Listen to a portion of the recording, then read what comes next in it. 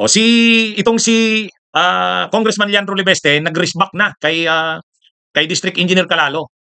Doon sa counter affidavit na final ni District Engineer Calalo, dinideny niya na siya'y nanuhol kay Congressman Leandro Libeste. Sabi ni Congressman Leandro Libeste sa isang official statement na nilabas September 5, may resibo siya na yung ang halaga ng bribe na binigay sa kanya ay 3,126,900 pesos. At nakalagay doon ang note na ang total na project cost ng mga kontrata, tatlong kontrata yon, 104,230,000.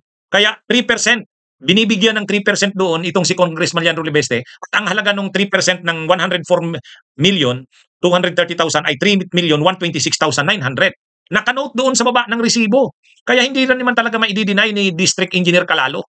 Ayun, may file, may file ng resibo. Walang ligtas dito si District Engineer Calalo.